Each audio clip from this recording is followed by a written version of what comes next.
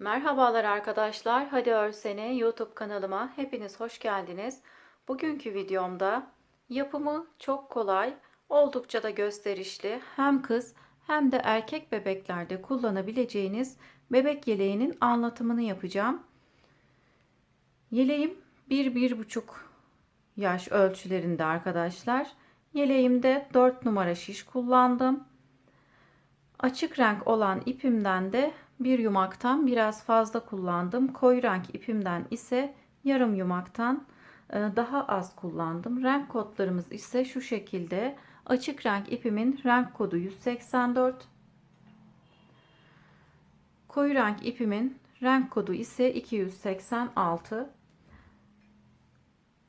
Mutlaka elinizde kalan ipleriniz vardır arkadaşlar. Bu şekilde yelekler örerek kalan iplerinizi değerlendirebilirsiniz. Fakat iplerinizin özelliklerinin aynı olmasına dikkat edin. Yani arkadaşlar iplerinizin kalınlığına dikkat edin. Örgülerinizin daha düzgün durabilmesi için arkadaşlar bu önemli. Bir ipimiz ince, bir ipimiz kalın olursa öreceğimiz model güzel durmayabilir. O yüzden iplerinizin kalınlıklarına dikkat edin. İsterseniz arkadaşlar modeli yeleğin arka kısmına uygulamayabilirsiniz. Ben uyguladım. Gerçekten çok güzel oldu. Ben çok sevdim. Umarım sizler de beğenirsiniz. Yeleğimizin ölçüleri: beden genişliğimiz 28 santim. Beden uzunluğumuz ise 36 santim arkadaşlar. 1-1,5 yaş ölçülerine uygun. Videomu beğenerek bana destek olabilirsiniz. Kanalıma da ücretsiz olarak abone olabilirsiniz. Yeni örgü videolarımdan anında haberdar olmak isterseniz de bildirim zilini açabilirsiniz. Şimdi yeleğimizin yapılışına geçelim. Örmek isteyen herkese kolay gelsin. Yeleğimize 4 numaralı şişe 72 ilmek atarak başlıyoruz. Önce yeleğimizin arka parçasını öreceğim. Lastik kısmını 2 düz 2 ters olarak öreceğim.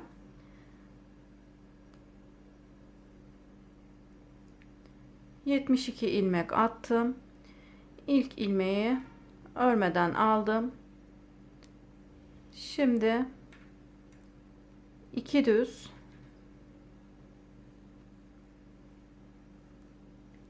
2 ters,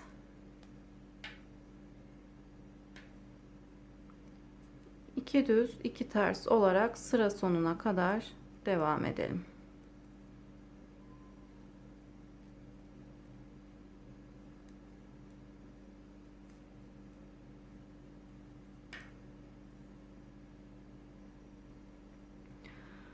Sıra sonuna geldim. Sonda bir ilmeğim kaldı. Sondaki ilmeği düz olarak örüyorum. Şimdi ön yüze geçtim. Ön yüzde, yani sıra başında örmeye başlarken ilk ilmeğimizi örmüyoruz. Örmeden alıyorum ilk ilmeğimi. Şimdi 2 ilmek ters, 2 ilmek düz olarak sıra sonuna kadar öreceğim.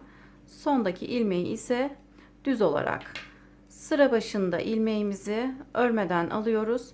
Sıra sonunda ise düz olarak örüyoruz.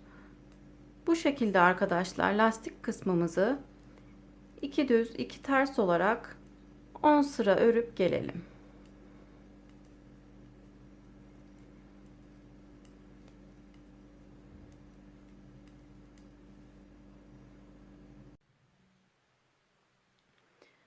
Yeleğimizin lastik kısmını 2 ters 2 düz olarak 11 sıra ördüm arkadaşlar. Çünkü modelimizi arka yüzde kuracağız. Şimdi bir sıra ön yüzde düz olarak öreceğim. İlk ilmeğimi örmeden aldım. Sıra sonuna kadar bütün ilmeklerimi düz olarak örüyorum. Modelimizi ise arka yüzde kurmaya geçiyoruz. Sıramızı düz örerek tamamlayalım.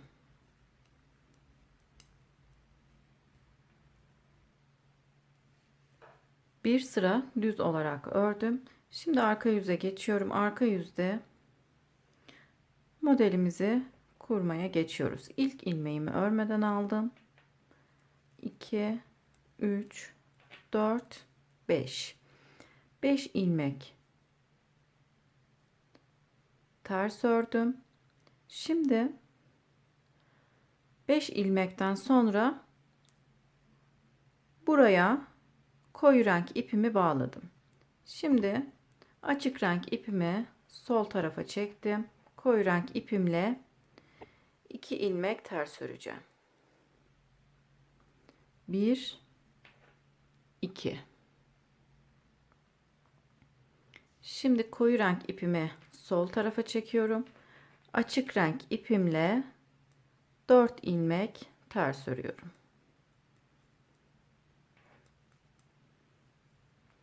Açık renk ipimi sağ tarafa çekiyorum.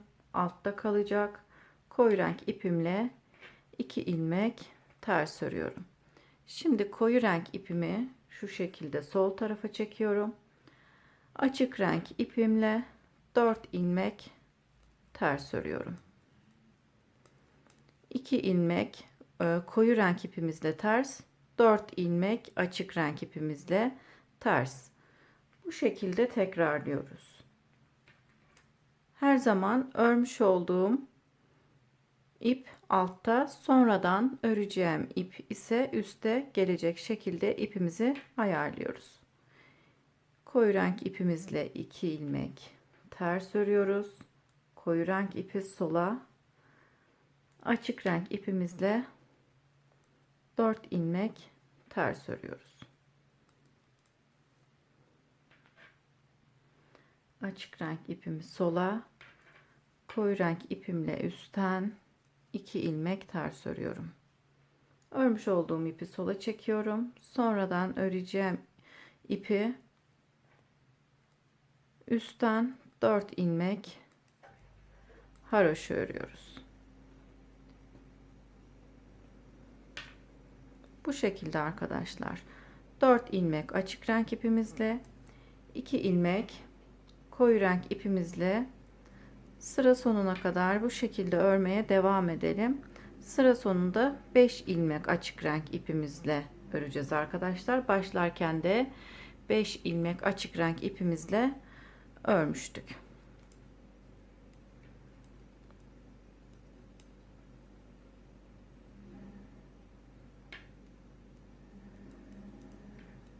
Sıramızı tamamlayalım.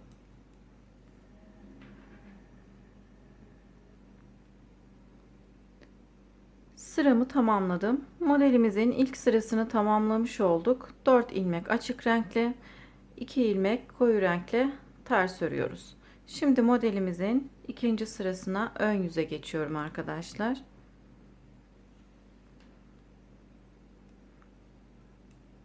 Yine 5 ilmek düz örüyoruz. Açık renk ipimi yine sola attım. Üstten, alttan şu şekilde koyu renk ipimle 2 ilmek düz örüyorum. 1 2. Koyu renk ipimi sola çektim. Alttan açık renk ipimle 4 ilmek düz örüyorum. Tekrar açık renk ipimi sola çektim. Koyu renk ipimle 2 ilmek düz örüyorum. Koyu renk ipimi sola çektim. Açık renk ipimle üstten, koyu renk ipim altta kalacak şekilde, açık renk ipim ise üstte 4 ilmek düz örüyorum. Açık renk ipimi sola çektim. Altta kalıyor. Üstten koyu renk ipimle 2 ilmek düz örüyorum. Tekrar koyu renk ipimi sola çektim. Açık renk ipimle üstten 4 ilmek düz örüyorum. Yani koyu renk ipim altta kalıyor, açık renk ipim üstte. Şimdi yine koyu renk ipimle üstten 2 ilmek düz örüyorum. Açık renk ipim altta kalıyor. Bu sıramızı da, yani modelimizin ikinci sırasını da bu şekilde örerek devam ediyoruz.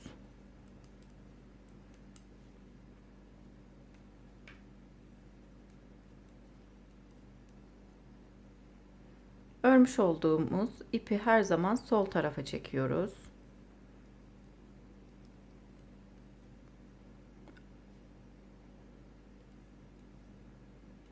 Sonradan öreceğimiz ip her zaman üste geliyor.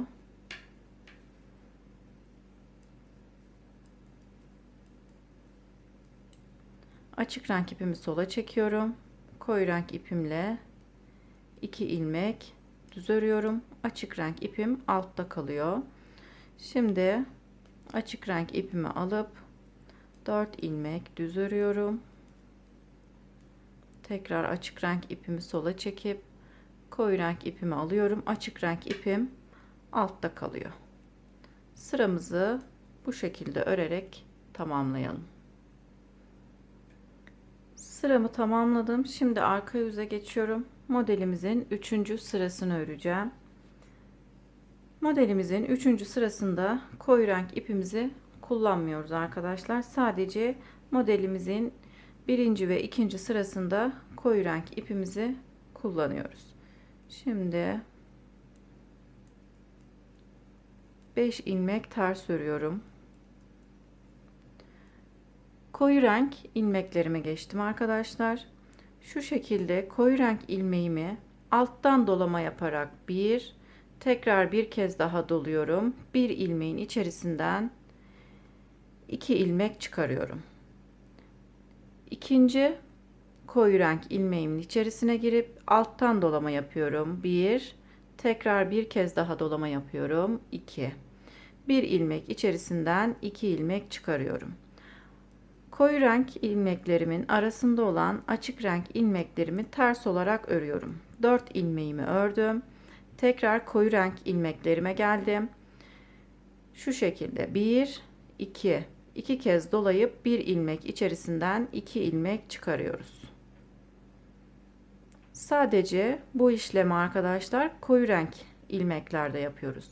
Açık olan ilmeklerimizi ters olarak örüyoruz. Koyu renk ilmeklerime geldim. Bir ilmek içerisinden bir ilmek çıkarıyorum. 2 ilmek çıkarıyoruz. Bir ilmek içerisinden 2. Dolamamızı bu şekilde yaparak bir ilmek içerisinden 2 ilmek çıkarıyoruz. 4 ilmek ters ördüm. Koyu renk ilmeklerime geldim. Bir ilmek içerisinden 2 ilmek çıkarıyorum. 2 1 2 3 4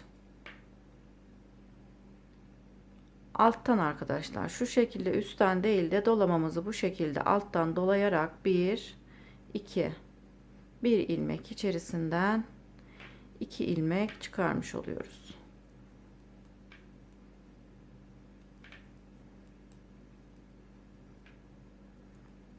Modelimizin 3. sırasını da örerek tamamlayalım.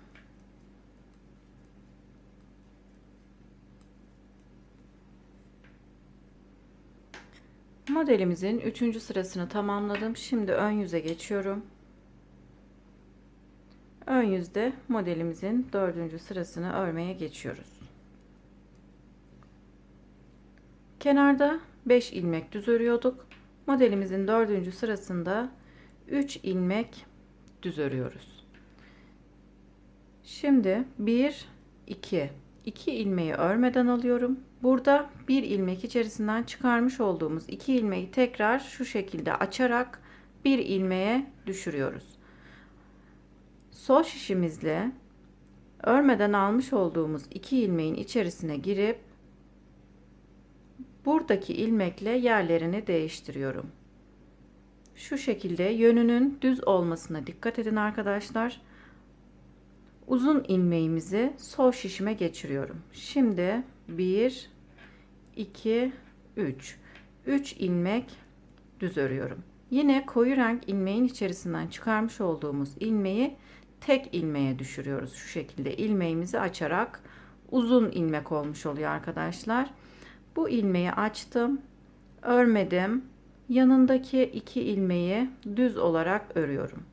Daha sonra sol şişimle önden buradaki uzun ilmeğimin içerisine giriyorum. Örmüş olduğum 2 ilmeği sağ şişime takıp uzun ilmeği sol tarafa çekiyorum. Yine buradaki 2 ilmekle uzun ilmeğimin yerini değiştirmiş oluyorum. Uzun ilmeğimi düz olarak örüp modelimizi tamamlıyoruz arkadaşlar. Tekrar göstereyim. 2 ilmeği şu şekilde örmeden sağ şişime takıyorum. Daha sonra buradaki ilmeği tek ilmeğe düşürüyorum. Bu şekilde ilmeğimiz uzun ilmek olmuş oluyor. Sol şişimle örmeden almış olduğum 2 ilmeğin içerisine arkadan giriyorum ve sağ şişimden çıkıyorum. Daha sonra uzun ilmeğimi sol şişime takıp düz olarak örüyorum. Buradaki 2 ilmeğimi de örmemiştim. Onları da düz olarak örüyorum. Buradaki 2 ilmeği tek ilmeğe düşürelim şu şekilde. Uzun ilmeğimizi örmüyoruz. Yanındaki 2 ilmeği düz olarak örüyorum. Uzun ilmeğimizi önden şu şekilde sol şişime takıyorum. Daha sonra örmüş olduğum 2 ilmeği sağ şişime geçiriyorum. Uzun ilmeğimi düz olarak örüp modelimizi yapıyoruz. Birkaç model yaptıktan sonra eliniz alışacaktır. Daha sonra kolaylıkla yapabilirsiniz arkadaşlar. 1, 2,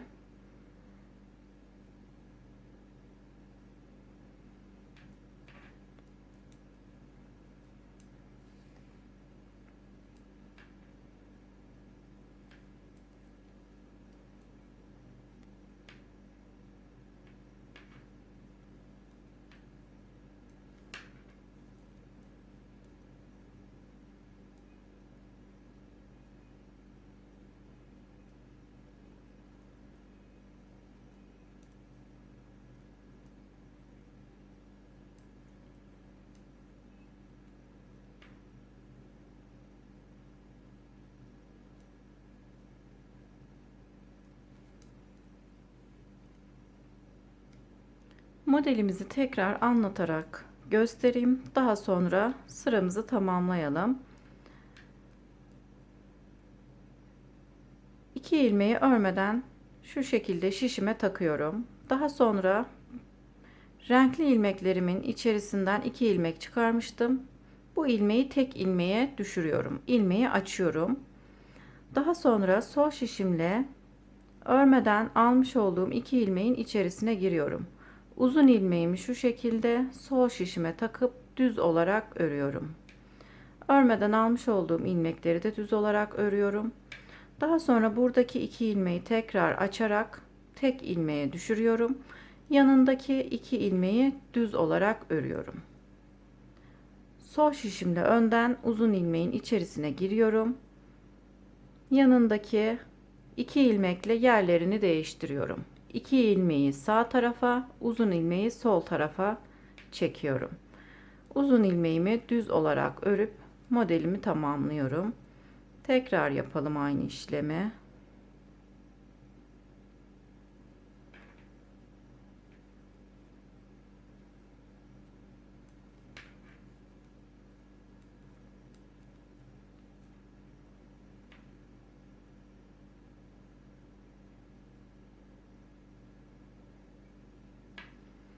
İlmeklerin yerini değiştiriyoruz sadece. Uzun ilmekleri kenarlara çekiyoruz. Kenarda olan 2 ilmekleri ortaya alıyoruz arkadaşlar modelde. Bu şekilde örerek sıramızı tamamlayalım. Modelimi yaparak sıra sonuna geldim. Sıra sonunda baştaki gibi 3 ilmek düzümüz kaldı. 3 ilmek düz örüp sıramızı tamamlıyorum. Modelimizi 4 sırada tamamlamış olduk. Şimdi arka yüze geçiyorum. Tekrar modelimizi kurmaya geçiyoruz. Fakat tam çapraz olacak şekilde iki modelin tam ortasına gelecek şekilde tekrar modelimizi kuruyoruz.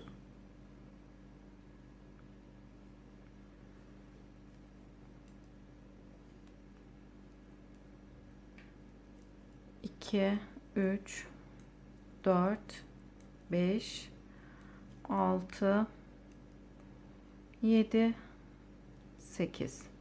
İlk modelimizi kurmaya başlarken 5 ilmek ters örmüştük. Şimdi ikinci modelimizi kurmaya başlarken 2, 4, 6, 8 ilmek örüyoruz. Şu şekilde tam iki modelin ortasına gelecek şekilde modelimizi kuruyoruz. Açık renk ipimi sol tarafa çekiyorum. Koyu renk ipimle 2 ilmek ters örüyorum. Koyu renk ipimi sol tarafa çekiyorum. Açık renk ipimle 4 ilmek ters örüyorum. Açık renk ipimi sol tarafa çektim. Koyu renk ipimle 2 ilmek ters örüyorum. Yine aynı işlemi tekrarlıyoruz. Modelimizin ilk sırasında örmüş olduğumuz gibi örüyoruz. Sıramızı tamamlayıp modelimizin ikinci sırasına geçelim. Sıramı tamamladım. Modelimizin ikinci sırasına geçtim arkadaşlar. Bu şekilde iki model arasının denk gelecek şekilde modelimizi ayarlıyoruz. Kenarlarda ise 8 ilmeğimiz var. Şimdi 8 ilmek düz örüyorum.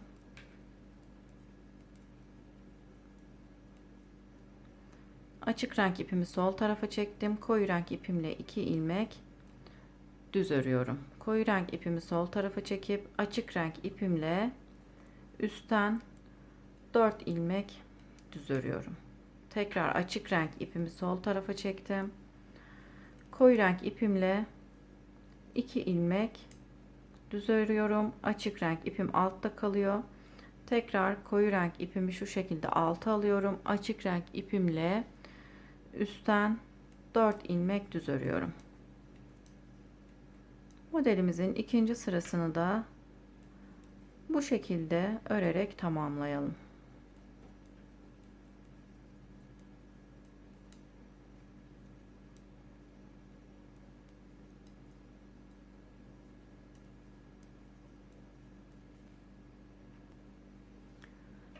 Sıramı tamamlayıp arka yüze geçtim. Arka yüzde modelimizin 3. sırasına geçiyoruz.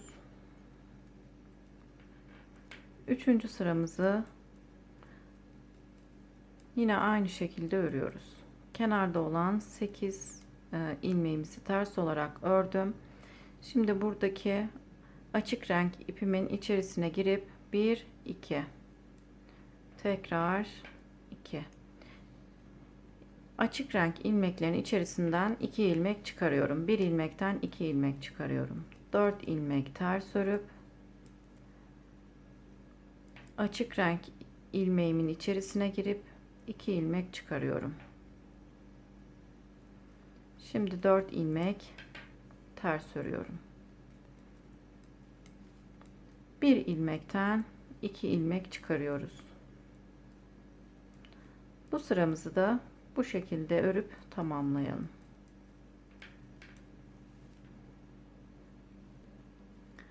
Ön yüze modelimizin son sırasına geçtim. Birkaç model göstereyim. Daha sonra örmeye devam edelim. Kenardaki 8 ilmek pardon arkadaşlar, 6 ilmek 2, 4, 6 ilmek düz örüyorum. Daha sonra buradaki 2 düz ilmeği örmeden şişime takıyorum. Buradaki ilmeği açarak tek ilmeğe düşürüyorum. İlmeğimizi uzatmış oluyoruz.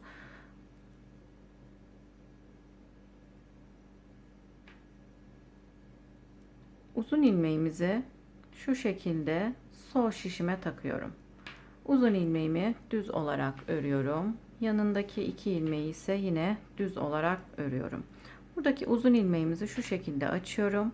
Yanındaki 2 düz ilmeği düz olarak örüyorum. Sol şişimle uzun ilmeğin içerisine girip yanındaki 2 düz ilmekle yer değiştiriyorum.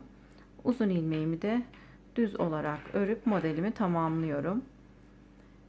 2 ilmeği örmeden şişime takıyorum. Buradaki ilmeğimi açıyorum. Sol şişimle yanındaki 2 düz ilmeğin içine girip uzun ilmekle yer değiştiriyorum. Uzun ilmeğimi düz olarak ördüm. Yanındaki 2 ilmeği ise yine düz olarak örüyorum. ilmeğimi açıp uzatıyorum. Yanındaki 2 ilmeği düz olarak örüyorum. Uzun ilmeğin içerisine sol şişimle girip yanındaki 2 düz ilmekle ilmeklerin yerini değiştiriyorum. Uzun ilmeğimi ise düz olarak örüyorum. Modelimizin son sırasında bu şekilde tamamlayalım arkadaşlar. Bu şekilde modelimizi çapraz örerek her sırada çaprazını örerek, yani bundan sonraki sırada ilk modelimizi kurmuş olduğumuz gibi kuracağız. Bu şekilde örerek koltuk altına kadar gelelim. Yeleğimizin arka parçasını koltuk altına kadar ördüm. Şimdi kesmeye başlayacağız. 1, 2, 3, 4, 5, 6, 7, 8, 9, 10, 11. 12. modelimizin ilk sırasını arka yüzde ördüm. Yani 11 modelden sonra kol kesimine başlıyoruz. 12. modelin ilk sırasını arka yüzde ördüm. Şimdi ön yüze geçtim. Her ön yüzde her iki tarafta da birer ilmek keseceğiz. İlk ilmeği örmeden aldım. Şimdi 5 ilmek haroşa örüyorum.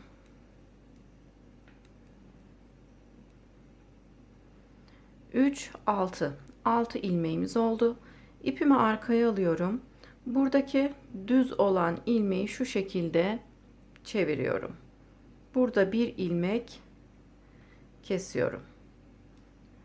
Daha sonra koyu renk olan ipimi alıp 2 ilmek düz örüyorum. Koyu renk ipimi sola çektim. Açık renk ipimi aldım. Aradaki 4 ilmeği düz olarak örüyorum. Tekrar koyu renk ipimi alıyorum. 2 ilmek ördüm. Bu şekilde 8 ilmeğimiz kalana kadar örelim. Sıra sonunda 8 ilmeğimiz kalana kadar modelimizi örmeye devam edelim. Sıra sonunda 8 ilmeğim kaldı. Şimdi ikisini birlikte örerek keseceğim.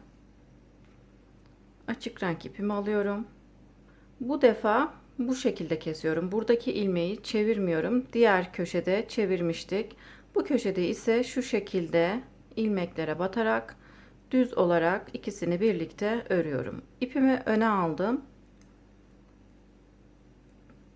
5 tane ilmeğimi ters olarak, yani her iki yönde de ters olarak öreceğim. Burada haroşamız devam edecek. İpimi arkaya aldım. Sondaki ilmeğimi düz olarak örüyorum. Şimdi arka yüze geçtim. İlk ilmeği örmeden aldım. 5 ilmek ters örüyorum.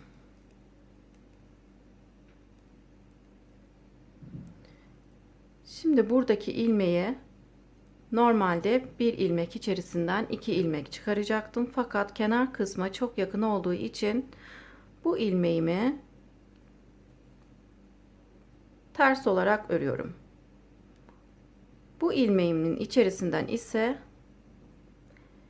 2 ilmek çıkarıyorum. Bir ilmek içerisinden 2 ilmek çıkardım. Buradaki ilmekten çıkarmadım fakat buradaki ilmekten çıkardım. Yani bir tanesinden çıkardım. 4 ilmek ters örüyorum. Şimdi buradaki koyu renk ipimle örülmüş olan ilmeklerden de yine bir ilmek içerisinden 2 ilmek çıkaracağım.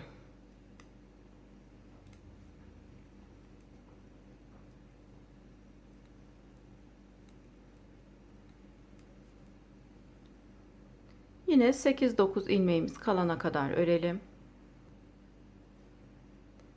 9 ilmeğim kalana kadar ördüm. Şimdi burada koyu renk ilmeklerimin bir tanesinden 2 ilmek çıkaracağım. Diğerini ters olarak öreceğim. Şimdi buradaki ilmekten 2 ilmek çıkarıyorum. Yanındaki ilmeği ters olarak örüyorum.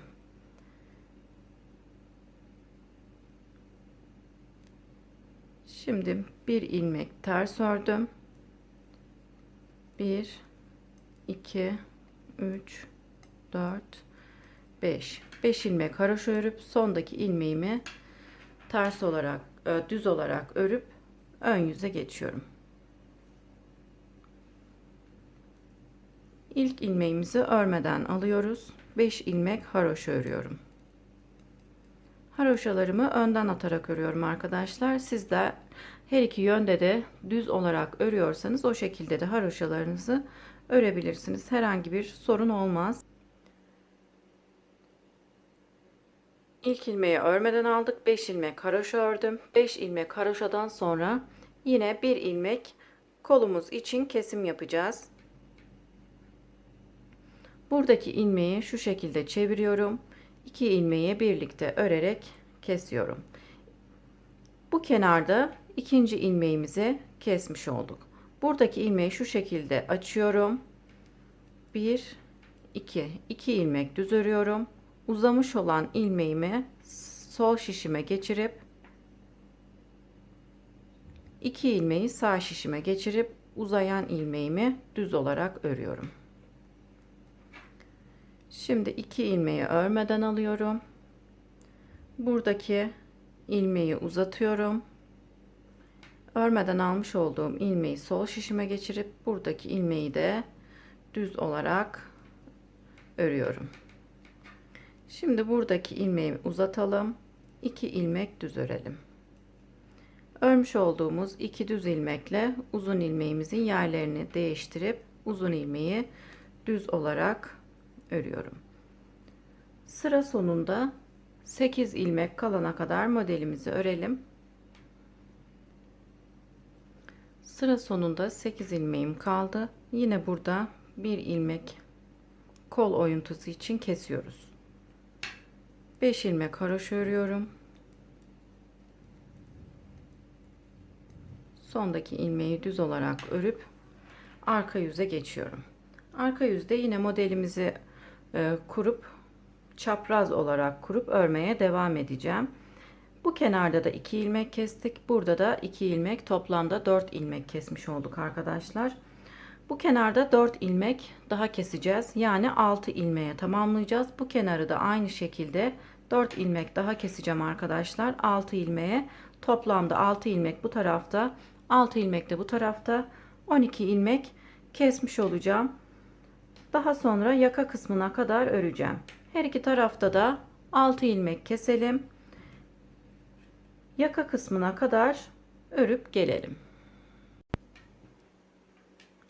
Arka parçamızı yaka kısmına kadar örerek geldim.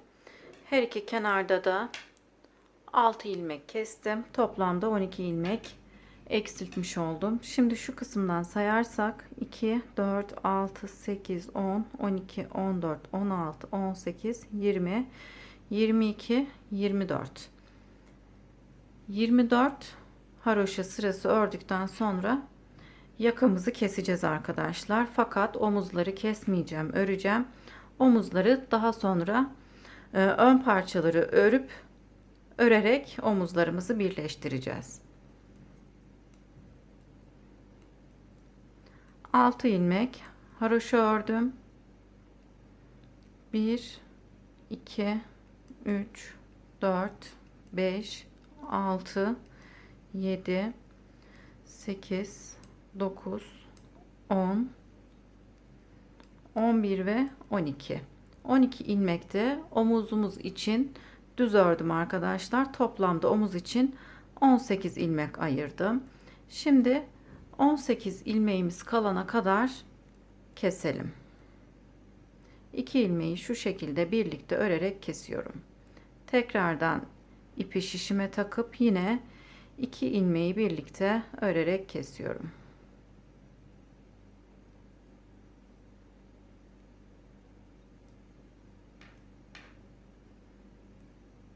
Yakamızı bu şekilde 18 ilmeğimiz kalana kadar keselim.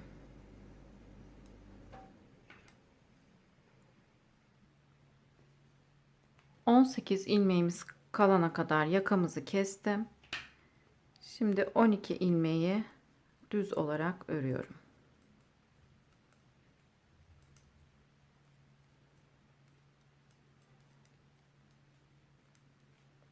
Beş ilmeği haroşa olarak örüyorum.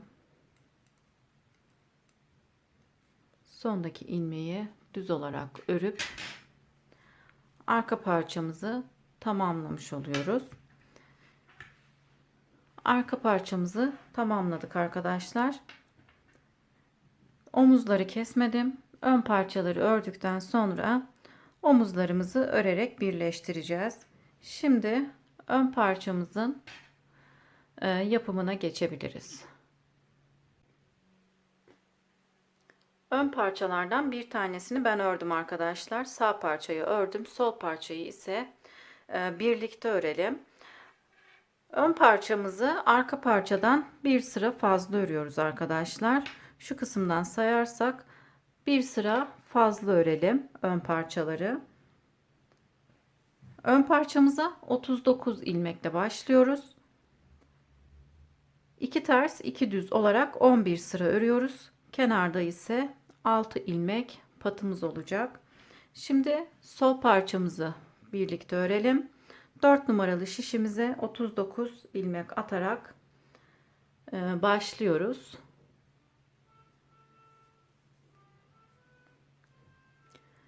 İlk ilmeğimizi örmeden aldım. 2 ilmek düz örüyorum.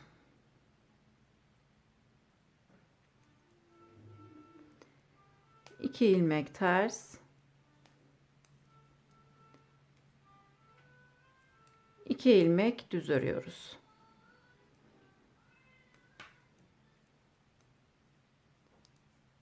Sıra sonunda 6 ilmeğimiz kalana kadar 2 ters 2 düz olarak örelim.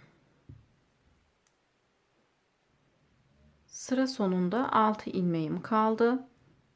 5 tanesini haroşa olarak örüyorum.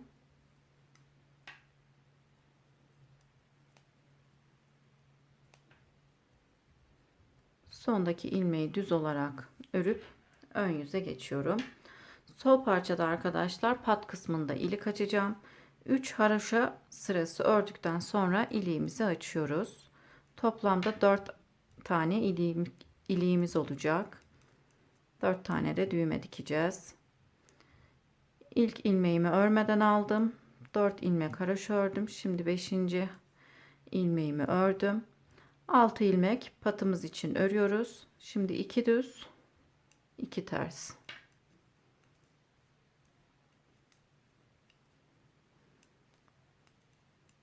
2 düz 2 ters olarak örelim arkadaşlar. Pat kısmımız 3 haroşa sırası olana kadar örelim.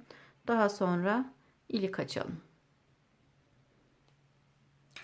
3 haroşa sırası ördüm. Arka yüzdeyim arkadaşlar. İliğimi arka yüzden açacağım. Pat kısmımızdan 2 haroşa ilmeğimi haroşa olarak ördüm. Şu şekilde alttaki ilmeği şişime takıyorum. Ters olarak örüyorum. Yanındaki 2 ilmeği birlikte örerek kesiyorum. Bir ilmek haroşa örüp sondaki ilmeği düz olarak örüp sıramı tamamlıyorum. Şimdi ön yüze geçtim. 3. haroşa sırası ördükten sonra iliğimizi açıyoruz.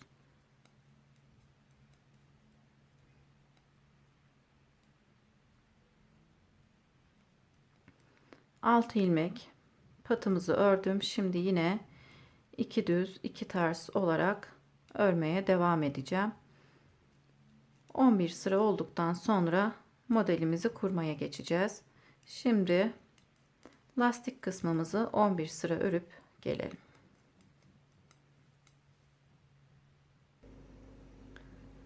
Lastik kısmını 11 sıra ördüm arkadaşlar. Birlikte sayalım. 2, 4, 6, 8, 10, 11. Şimdi ön yüzdeyim. Ön yüzde pat kısmımızı haroşa olarak öreceğim.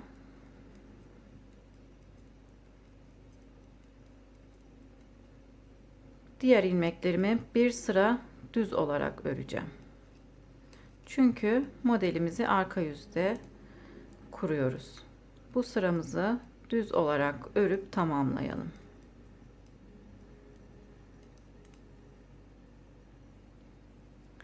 Ön yüzde bir sıra ördüm arkadaşlar. Şimdi arka yüze geçiyorum. Bu sırada modelimizi kuracağız.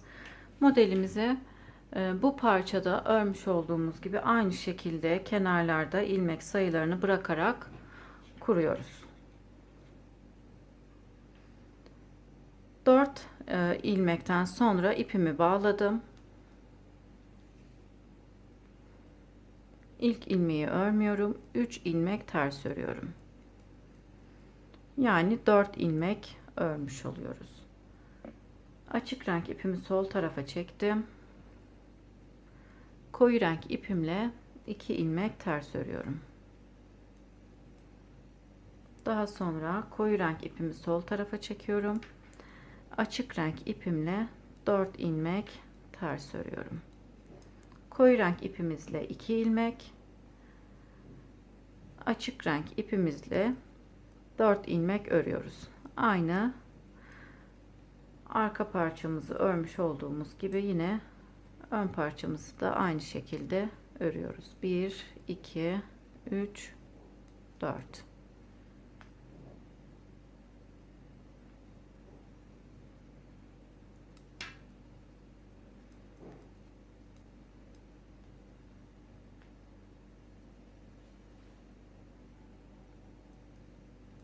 Bir, iki, üç, dört.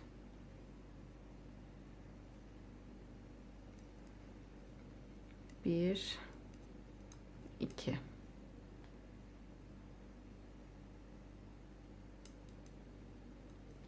Bir, iki, üç, dört.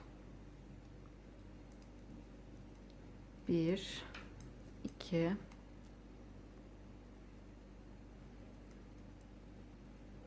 bir, iki, üç. 3 ilmek ters örüp pat kısmımızda olan ilmeklerimizi haroşa olarak örüyoruz. Kenarda modelden önce 4 ilmek ördük. Burada da modelden sonra 3 ilmek ördük. Toplamda 1 2 3 4 5 modelimiz oldu. Yine sağ parçamızda da 1 2 3 4 5 modelimiz vardı arkadaşlar. Şimdi ön yüzde açık renk ipimizle 4 ilmek düz, koyu renk ipimizle ise 2 ilmek düz örerek sıramızı tamamlayalım. Ön yüzü örüp tamamladım ikinci sıramızı. Şimdi modelimizin 3. sırasına geçelim. Kenardaki 4 ilmek ters ördükten sonra 1 ilmek içerisinden 2 ilmek çıkarıyoruz. Yine koyu renk ilmeğimizden 1 ilmek içerisinden 1 ilmek çıkarıyorum. 4 ilmek ters örüyorum. Koyu renk ile örmüş olduğumuz ilmeklerin içerisinden ikişer ilmek çıkarıyoruz. 1 ilmekten 2 ilmek çıkarıyorum. Modelimizin 3. sırasını da bu şekilde örerek tamamlayalım. Ön yüze geçtim. Modelimizin 4. sırasına. Modelin yanındaki 2 düz ilmeği örmeden alıyorum. 1 ilmek içerisinden çıkarmış olduğumuz ilmeği şu şekilde açıyorum. Daha sonra örmeden almış olduğum 2 ilmeği sol şişime, uzun ilmeğimi ise yine sol şişime takarak düz olarak örüyorum. Yine ilmeğimizi açarak tek ilmeğe düşürmüş oluyoruz. Yanındaki ilmeği düz olarak örüyorum. Uzun ilmeğimi sol şişime takıp yanındaki 2 ilmekle yerlerini değiştirip düz olarak örüyorum.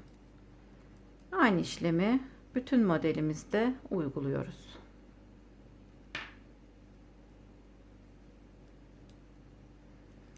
Modelimizi ön ve arka parçada olduğu gibi çapraz gelecek şekilde yerleştirerek örüyoruz arkadaşlar. 7 haroşa sırasında bir de ilik açıyoruz.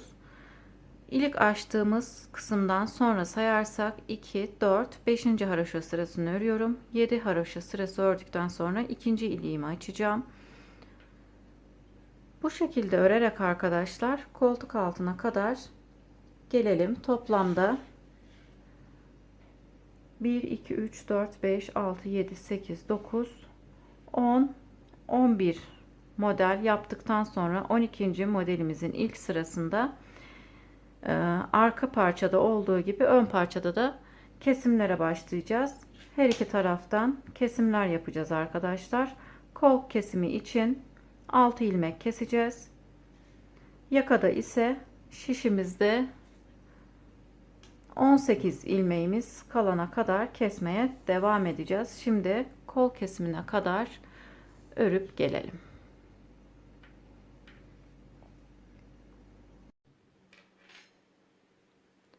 Sol parçamın koltuk altına kadar ördüm arkadaşlar. Sol parçada 4 tane de 8 haroşa sırası arayla iliklerimi açtım. 1 2 3 4.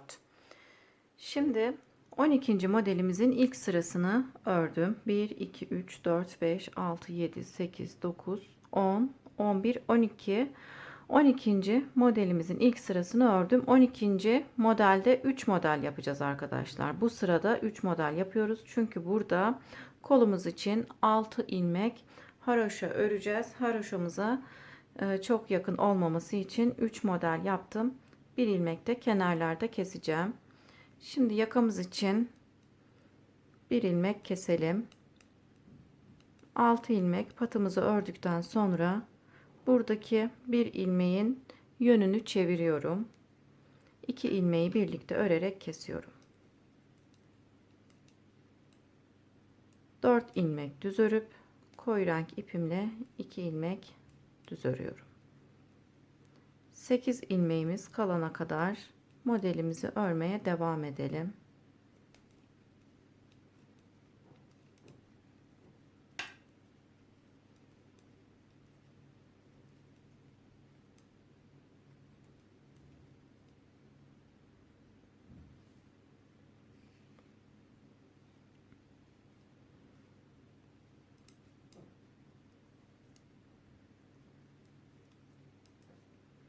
İki, 4, 6, 8. 3 ilmek daha örelim. Sıra sonunda 8 ilmeğim kaldı. 2 ilmeği şu şekilde yönünün sağ tarafa gelmesi için bu şekilde 2 ilmeğimi birlikte örerek kestim. İpimi öne aldım. 1 2 3 4 5 6. ilmeğimi düz olarak örüp sıramı tamamlıyorum. Şimdi arka yüze geçtim. Arka yüzde kesim yapmıyoruz arkadaşlar. Her ön yüzde kesimlerimizi tekrarlıyoruz.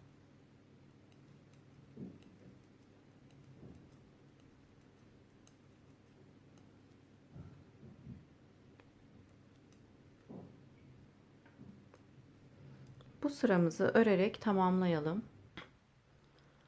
Arka sırayı tamamlayıp ön sıraya geçtim. Pat kısmımı haroşa olarak ördüm. Yine burada yakamız için bir ilmek keseceğim. İlmeğimin yönünü çevirip 2 ilmeği birlikte örerek kestim. İlmeğimi kestikten sonra modelimi örmeye devam ediyorum. Bir ilmek örüp 2 ilmeği örmeden şişime takıyorum. Uzun ilmeğimi sağ tarafa, örmeden almış olduğum 2 ilmeği ise sol tarafa çekiyorum.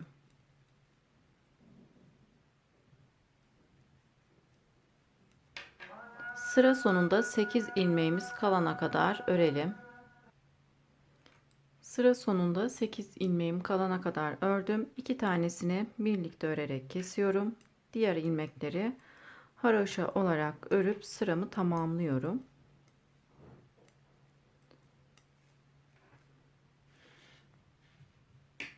Sağ parçada olduğu gibi kol kesimi için 6 ilmek keseceğiz. Yakamız için ise şişimizde 18 ilmeğimiz kalana kadar kesmeye devam edeceğiz. 18 ilmekle arkadaşlar omuz kısmına kadar öreceğiz. Toplamda 2, 4, 6, 8, 10, 12, 14, 16, 18, 20, 22, 24, 26. İlk haroşamızdan sayarak toplamda 26 sıra haroşa örmemiz gerekiyor.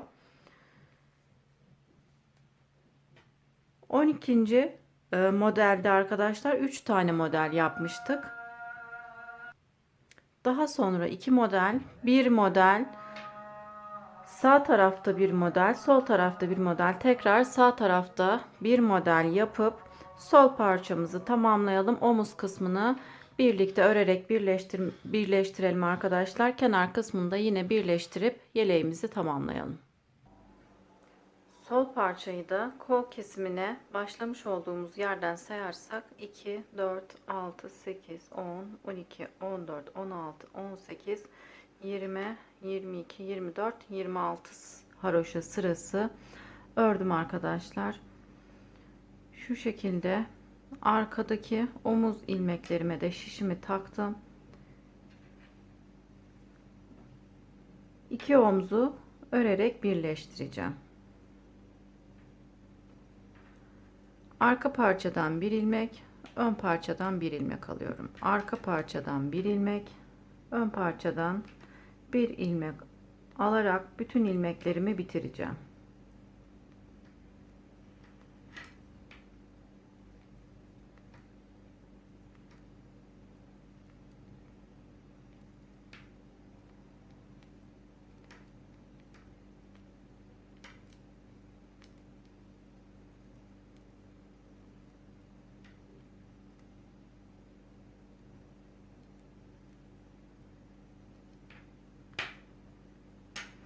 Bütün ilmekleri sağ şişe geçirdim fakat öreceğim ip sağ tarafta kaldı arkadaşlar.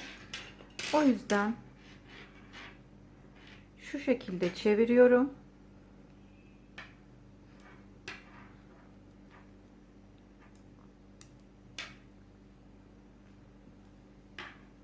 Tekrardan başka bir şişe geçiriyorum arkadaşlar ilmekleri.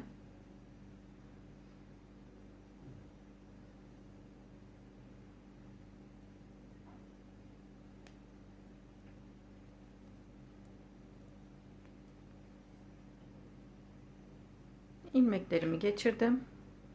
Öreceğim ipin olduğu kısma geldim. Şimdi üçer ilmek örerek omzumuzu keseceğim.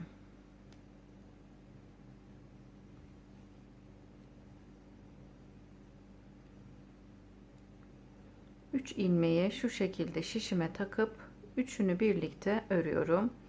Kalan ilmeği tekrardan sol şişime geçiriyorum. 3 ilmeği birlikte örerek kesiyorum.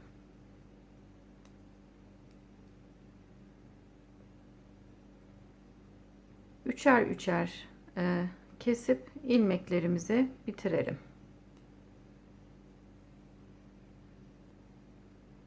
İlmeklerimi kesip bitirdim. İlmeğimi buraya sıkıştırdım arkadaşlar. Şimdi ilmek aralarından geçirerek ipimi gizliyorum.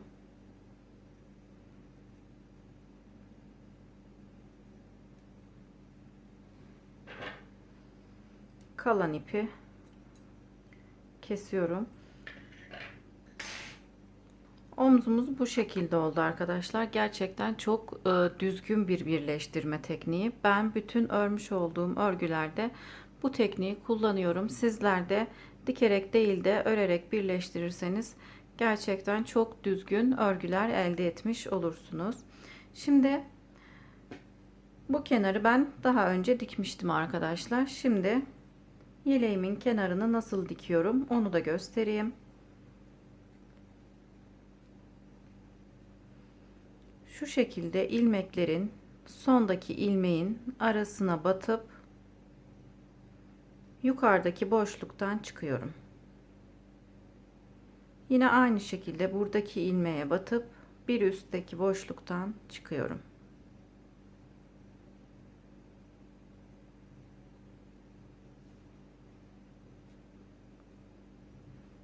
Düz örgülerde de bu şekilde birleştirmeyi yapıyorum arkadaşlar. Kenarları dikerek birleştiriyorum.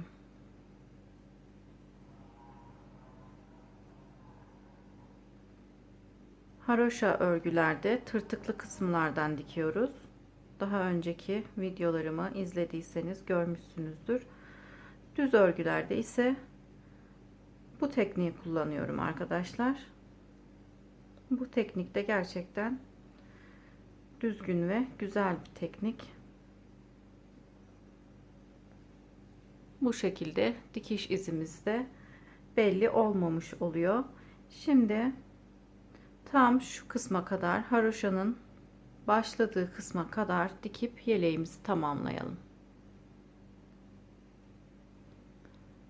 Yeleğimizin kenar kısmını dikip yeleğimi tamamladım. Gerçekten çok şık bir yelek oldu arkadaşlar. Arka kısmı da yeleğimizin bu şekilde. Beni izlediğiniz için teşekkür ederim. Yeni örgü videolarımda görüşmek üzere. Şimdilik hoşça kalın.